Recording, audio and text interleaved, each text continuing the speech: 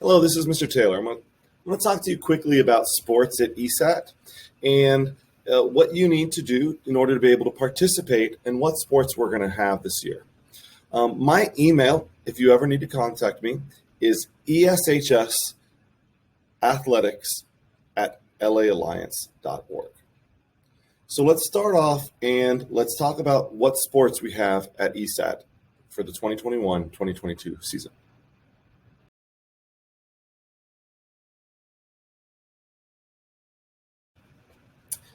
So the first season is the fall. Fall sports have already begun, and while they have begun, they are still open. So if you want to participate in fall sports, you can definitely still do that. See me at my classroom in the CDC Center, room 140. In the fall, we'll be having cross country for both boys and girls, as well as girls volleyball. And in the winter, we're going to have soccer and basketball. Both of those sports, we have girls and boys teams. And those will begin practicing in October and last through the winter break into January.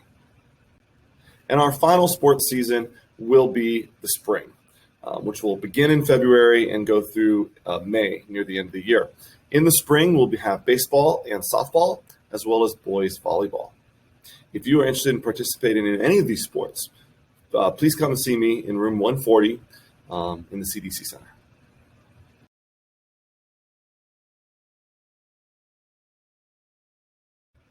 Now, if you want to participate in any of those sports at ESAT, there's certain documentation that needs to be completed.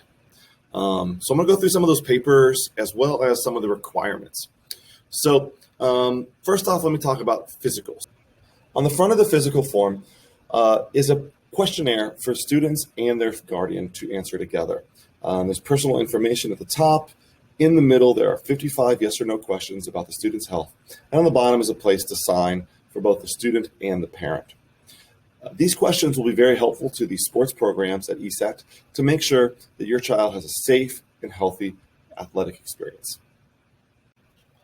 On the back of the physical exam form, this is what you will take to your doctor. Your child will need to have a physical exam by a licensed physician, and the physician will need to fill this out, sign it, and put their stamp. Every doctor's office has a stamp.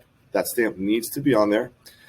And then the original version of this needs to be returned to me. I cannot take a photocopy of it. I need the original. So when that is completed with a live exam by your doctor, that physical will be good at the school for 1 year from the date of the physical exam. At the next year, you need to have a new physical exam for your child to participate in next year's athletics. The next paper that I'm going to discuss is the eligibility requirements. On this paperwork, it describes what it requires to be eligible to be a student athlete. You need to read through that. Both the student athlete and the guardian need to sign it. And then on the bottom, you need to demonstrate that you have proof of insurance, health insurance, in case your child gets injured. We will need a copy of any insurance card information in case there is an injury and medical help is needed. The next paper is a code of conduct. This in the middle of the page says pursuing victory with honor. This is a code of conduct that student athletes are expected to follow while participating in practices as well as in athletic games. Please read through this with the student and the guardian, and both need to sign at the bottom. During the 2019-2020 school year, there were no athletics at ESAT due to the COVID-19 pandemic. And while we are very excited to bring back sports to ESAT this year, we need to make sure that we provide sports and competition in the safest, healthiest way possible. And so with that, we need you to complete the COVID-19 informed consent paperwork. This acknowledges that you are informed that we might be periodically testing student athletes for COVID to ensure that there is a safe playing environment. Over the last several decades, we've become more and more aware of the dangers of health injury in sports. So with that, you will need to fill out the concussion information sheet. Please read this, both the student and guardian, to ensure that you understand the symptoms of a concussion, whether you're experiencing them or whether your child might be experiencing them, what you would observe in your child. Please read through this document together and then sign it saying that you are aware of what the concussion symptoms are and the dangers of concussions. And if you are experiencing any concussion symptoms while participating or after participating in a sport, please let the coach know, or me, the athletic director, or an adult at the school. Let them know that you're experiencing symptoms so that we can provide you with the health care that you need to be safe. There is a sudden cardiac arrest awareness form that student athletes and their guardians will sign, acknowledging that they have read and are aware of the different symptoms of cardiac arrest and the dangers associated with cardiac arrest. Please have those signed by both student and parents.